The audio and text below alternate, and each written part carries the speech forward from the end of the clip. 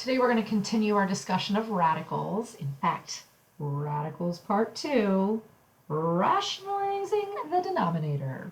Okay, so standard form for a number says no radicals can be left in the denominator. Now, there are many reasons for this.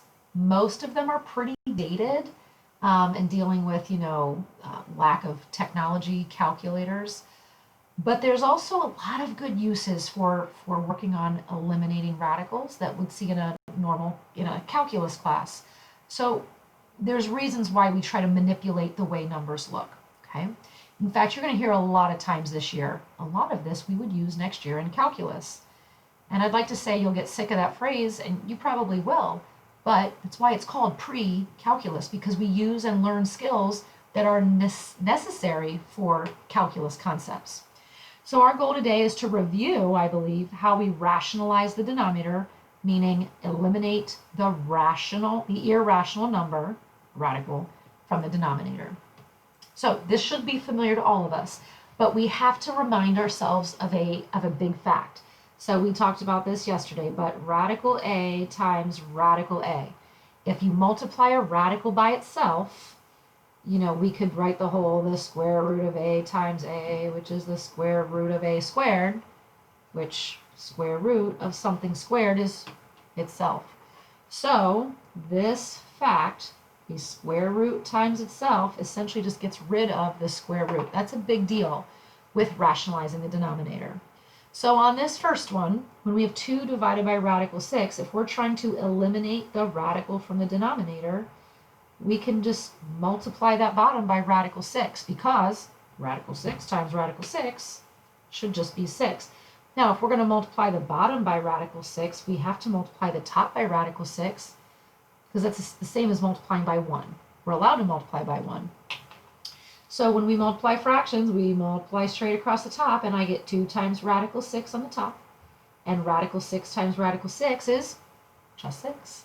So we have officially gotten rid of the radical in the bottom, and now it's in the top. I get that. There's no way we can get rid of that unless it's a perfect square. What we can do is reduce this. 6 is the same as 2 times 3, and the 2's cancel, and we're left with radical 6 over 3. So again, rationalizing the denominator means get rid of the radical from the denominator. It's just going to move a radical up to the top, and that's okay. All right, let's take a look at this next one. We have the square root of 20 divided by the square root of 3.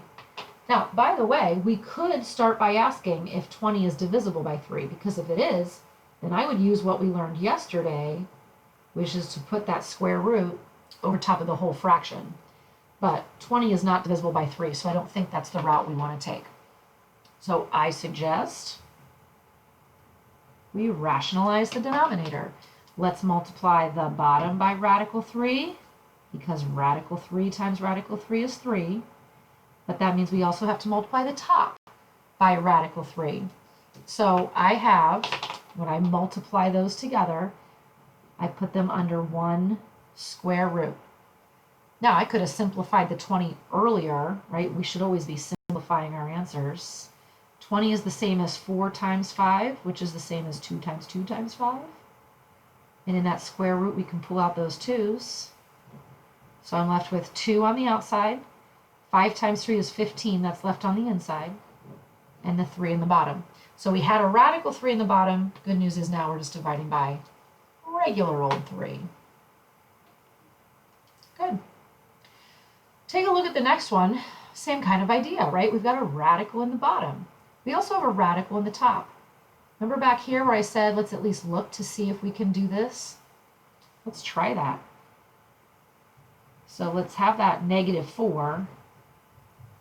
And then I have the square root of 3/12. I took that division and I put it in the same radical. I love this. Because 3 over 12 reduces to 1 over 4. And that's awesome, because now already our numbers are smaller.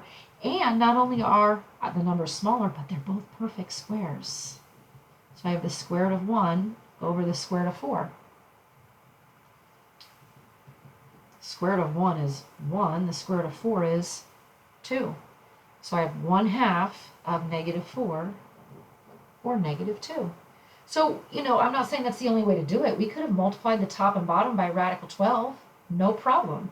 We would have just had to simplify then after that. So keep your eyes open. Okay? So those were square roots. Great, but what if it's not a square root? What if it's a cube root or a fourth root or a seventh root? Well, what we have to remember, the process is going to be the same in a sense, but we have to remember in order to get rid of a radical, we need to have the nth root of, say, x to the n. The nth root of x to the n. So if we want to get rid of the radical, we need to have the same number inside as we have in the radical. Okay, so let's take a look at this first one. We have -1 divided by the cube root of 2. 2 is prime. Great. But I only have one of them. And how many do I need? I need a total of 3. So I need 2 more 2's. Again, it's a cube root, so I need 3 2's inside that cube root, so I needed 2 more.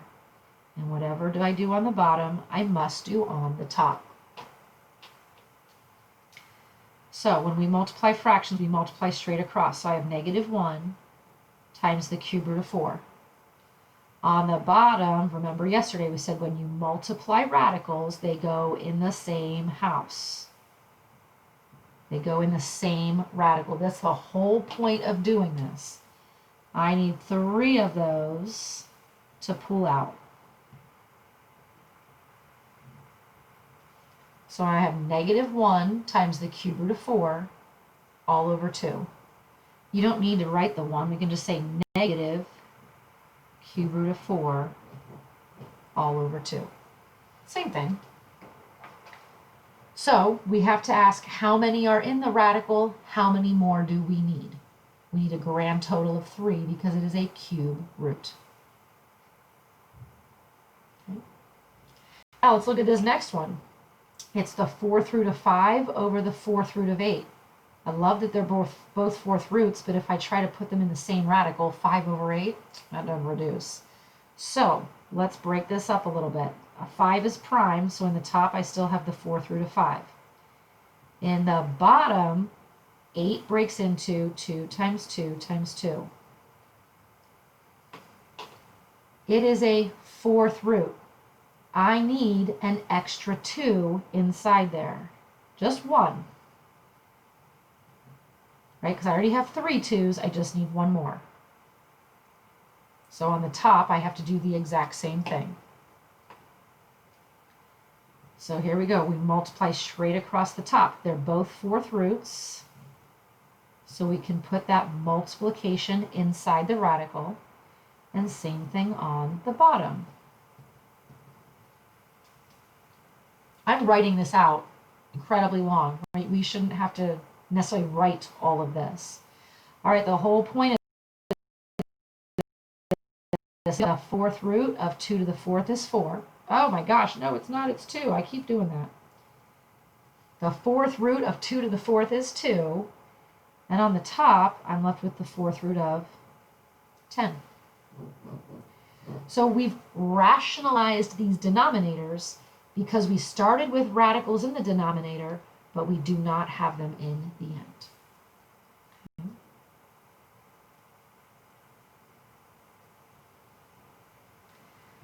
So on the last 4 that we did, our denominator just had 1 term in it. But when we look at this one, the denominator is a radical binomial. Remember, binomial means 2 terms. Terms are separated by addition and subtraction. You could certainly try to multiply by radical 5 on the top and bottom. We could. In fact, let's go ahead and do that with a pencil. Right? So, oh, we have a radical 5, so let's do what we did earlier. Let's multiply the bottom by radical 5. Don't write this down, by the way, because it's not going to work. But we could try. So on the top, we have 2 times radical 5. Great, no problem. Be careful, though, on the bottom, we're saying multiply this whole thing by radical 5. So we would have to distribute it. Radical 5 times itself is 5, but then 1 times radical 5 is radical 5. Uh-oh, and that did not rationalize for us. So we still have that radical in the bottom. So that didn't work. That's why I said don't write this down. The difference here is that I have addition or subtraction, in this case addition, in my denominator. So we have to multiply by the conjugate. Multiply the top and the bottom by the conjugate. Remember, a conjugate is like setting up a difference of squares. If you have x plus y, its conjugate would be x minus y. The binomial is the same, the sign in the middle is different. So if this is radical 5 plus 1, we're going to multiply by radical 5 minus 1. And we are going to do that on the top and the bottom. So on the top, I have 2 times the quantity radical 5 minus 1. On the bottom, we need to FOIL. Radical 5 times radical 5 is 5. Radical 5 times negative 1 is negative radical 5. Radical 5. That's the whole point of conjugates, is that you really just need to do the F and the L. The OI, the outside, inside, we don't need to use them. So then we go to the last. 1 times negative 1 is negative 1. Oh, that's great. Our radicals are gone. So on the top, when I distribute, I have 2. You know what? I'm not going to distribute. You'll see why. I'm going to leave that as 2 times the quantity radical 5 minus 1. On the bottom, I have a 4. See why I didn't distribute? Because I saw this coming. 2/4 reduces to 1/2. So I'm left with radical 5 minus 1 all over 2. Okay, again, pause when you need to. I'm going to flip it over to the back here. Same idea. I am dividing radical expressions, and I have a radical in the denominator. It says 1 plus radical 2. Well, to get rid of that, we're going to multiply by its conjugate on the top and bottom, which is 1 minus radical 2. Again, because this is the same on top and bottom, it's like a giant 1. You can multiply by 1. So we must make sure that we multiply the binomials correctly. These are not conjugates, so we have to do the whole FOIL. These are conjugates, so we really just need to do the F and the L, the first and the last. So here we go. In the numerator, 1 times 1 is 1. 1 times negative radical 2 is negative radical 2. Negative radical 2 times 1 is another negative radical 2. And negative radical 2 times negative radical 2 is positive 2. In the bottom, the first, 1 times 1 is 1. And then the last, it's a positive times a negative. Radical 2 times radical 2 is just 2. So we've successfully gotten rid of the radical in the bottom. In the top, I have 1 plus 2, which is 3. These are like terms. To get negative 2 radical 2, 1 minus 2 is negative 1. You know what? That negative 1 in the bottom, dividing by 1 doesn't change a thing, but dividing by a negative changes all the signs. Let's go ahead and divide the 3 by the negative 1 and the negative 2 radical 2 by negative 1. So I get negative 3 plus 2 radical 2. I would much prefer that than leaving it as divide by negative 1. I just think that's going to be nicer on the eyes. All right, let's change gears a little bit. Let's talk about solving some equations with radicals. We've talked a lot about simplifying radical expressions. Let's talk about solving some equations. Now these have radicals in them. So let's take a look at this first one. It says radical 3 minus radical 7x equals 1. I purposely pause there because this x is not inside the radical. All right, even if it were, we would deal with that. This is the only x that we have. And if it's the only x we have, we start moving everything away from it. This is just a constant. Let's go put it over here. So now I have negative radical 7 times x equals 1 minus radical 3. I cannot combine those, right? That's not a radical, so they're not like terms. And then if I want to get x itself, I just need to divide by negative radical 7. So I have x equals 1 minus radical 3 all over negative radical 7. Now, we don't love it. We certainly did solve for x. We did it, right? We got x by itself. So technically, that's an answer. Is it the most simplified answer we can give? Probably not. Can we rationalize that? Sure. Let's multiply the top and the bottom by radical 7. I don't care about the negative, to be honest with you. So here we go. We have, distribute that. So I have 7 minus radical 21 all over negative 7. I think that's just a nicer looking answer, but we could argue that both ways, I suppose. Okay. So what's different here? They look almost identical. So here we had x in one place, so we just started moving everything away from it. Here we have x in two places. Now, I'm just going to take my pencil and come down here and say, what if I had written 3x minus 7x equals 1? Oh, you'd say, Mrs. Patton, combine your like terms, and then we can divide by negative 4. Absolutely, I agree with that. A constant times x minus a constant times x, but we're going, oh, no, that's not just a 3 and a 7, that's a radical 3 and a radical 7. We can't combine those. I agree with you, we can't traditionally. However, I'm going down here again. We didn't teach it this way back in Algebra 1, but factor out the GCF. They both have an x, so factor it out, and you're left with 3 minus 7. What is 3 minus 7? It's negative 4, and x times negative 4 is negative 4x. So while we typically don't combine like terms that way, we can. They both have an x, so factor it out in front. Undistribute it, if you will. Because now it says x times this number equals 1, so let's divide by that number. So I have x equals 1 over radical 3 minus radical 7. Technically, we've gotten x by itself. What I would like to do is clean it up a little bit. So let's see, 1 times radical 3 plus radical 7 is just that. On the bottom, because they're conjugates, we just need to do the firsts. Radical 3 times radical 3 is 3.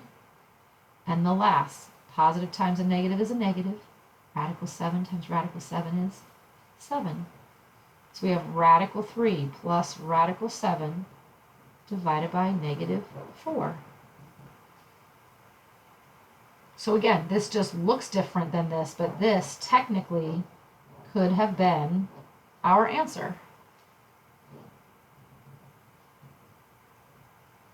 Okay. Good. Let's take a look at this last one. No radicals in here. I love it. But it says solve for x. I want you to go and underline all of the x's. So x is in 3 different places. Let's at least get them all on the same side. First of all, these are like terms, aren't they? Can I add this x over here to this x? So I have 4xy minus 2x equals 2y. Well, at least we will add like terms. Now, just like the last one, if I'm trying to solve for x, here's an x and here's an x, let's pull it out.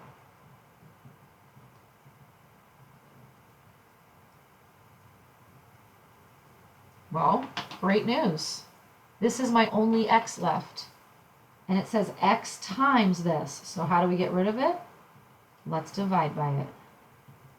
So I have x equals 2y divided by 4y minus 2. Let's simplify that, right?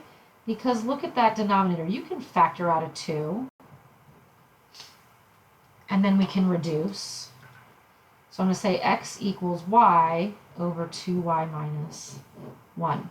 So this one's different than the last one because we had two variables, x's and y's. But solving for x means get x by itself, regardless of if there's going to be variables in your answer or not.